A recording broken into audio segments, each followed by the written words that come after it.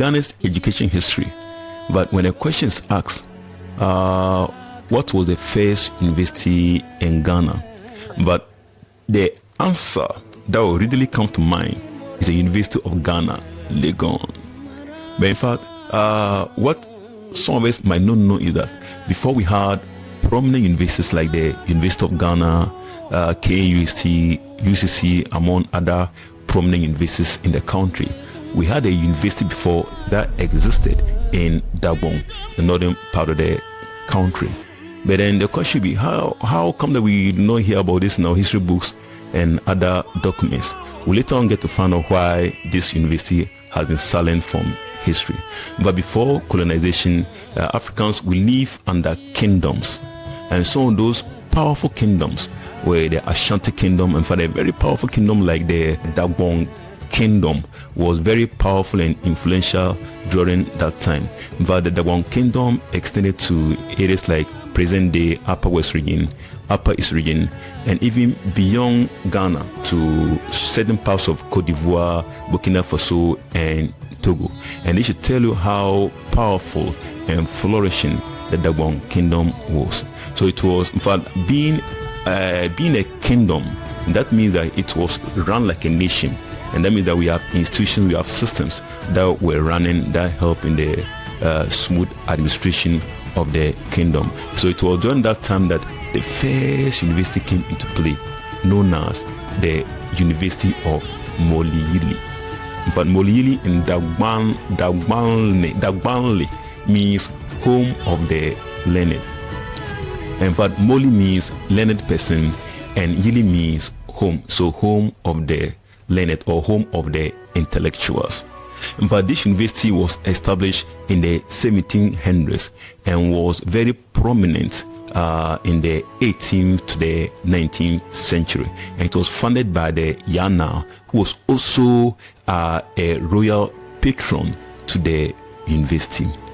In fact, the intellectuals that were produced from this university played a very key role in the intellectual and cultural development of the kingdom. And interestingly, in fact, these intellectuals from the institutions had a very good knowledge in textiles, in livestock rearing, in fact, in general agriculture, in commerce, and in pharmacology. In fact, with pharmacology, their knowledge, their comprehensive knowledge in medicinal plants was very essential in the study of pharmacology at that time.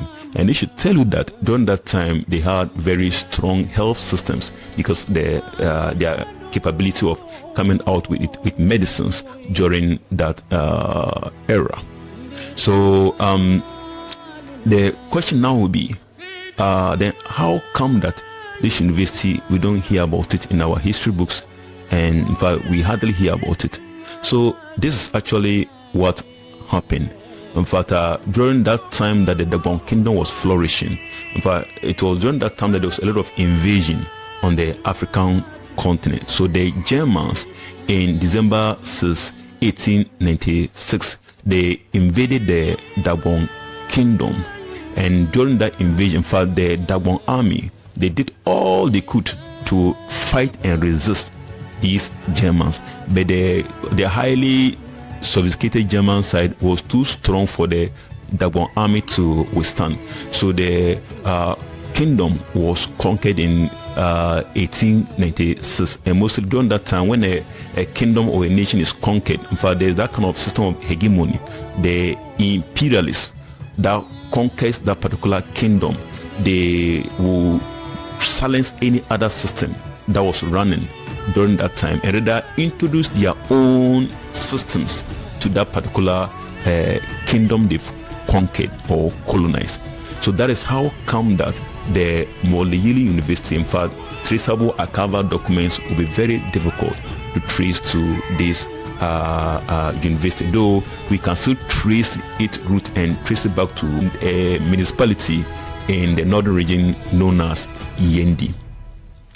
So that's how come that this university, we don't really hear much about it. The history book do not talk about it. But the colonial masters has actually silenced a lot of things. They've actually taken a lot of history from us. they've covered a lot of things that we don't really know. See, so in fact, and it is also worth noting that this kind of education during that time was known as informal education that developed and grew into a university institution.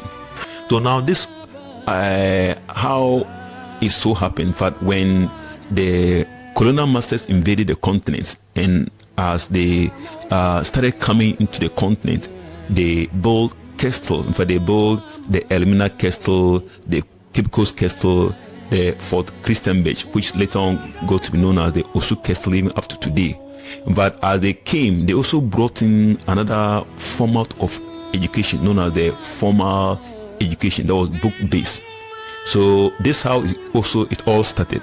But men, as they will always be, in fact, when they came into the Gold Coast, they saw our women to be so, so beautiful and irresistible.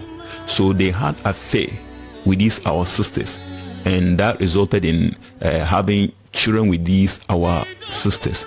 But this gave birth to, this resulted in another classification of humans, people known as the mulattoes, otherwise known as half caste. So once they had children with these, with our sisters, and they were seen as their children, they saw the need of educating them, and they started this education at the castles, and this now gave birth to the castle schools. So later on, in fact, the local elites, the sons of the Gold Coast merchants, sons of the Ghanaian chiefs, they also pushed their kids to these castle schools so that they will also have the privilege to be educated. So it is worth noting that, in fact, that kind of education wasn't open to an ordinary person. It was only limited to the mulattoes and the elites, the very elites in the local community. So one of the reasons for these castle schools was to teach the people literacy, so that they could help push forward religious doctrines to the locals. But then I know people might think that it was the European or the British that made education to be mainstream to the locals. But then it might interest you to know that the person that made education mainstream off from the castles was a black man from Cape Coast known as Philip Kweku. But Philip Kweku had the opportunity of being educated outside the country. You know, during that time, if you want to be educated, you receive higher education, you need to travel outside the country, and I'm referring to formal, not the informal. So Philip Kweku, after he returned from England, he started the first elementary school in his house in 1765 in his house, and that was now open to the local people to be able to have access to education. It is also worth noting that Philip Kweku was the first black man to be ordained as a priest in England. So from that stage, we now saw education now being liberalized with the locals. But the Philip Kweku elementary school later on became known as the Philip Kweku Boys School in Cape Coast, but produced high-profile prominent figures like a former Speaker of Parliament during the Rawlings regime, Ebenezer Sachi Hughes, and then a former Chief of Staff during the Rawlings administration, Ato Dazi, and among others were product of this school started by Philip Kweku. So from here, now we now see the growth of education across the length and breadth of the country. Interesting.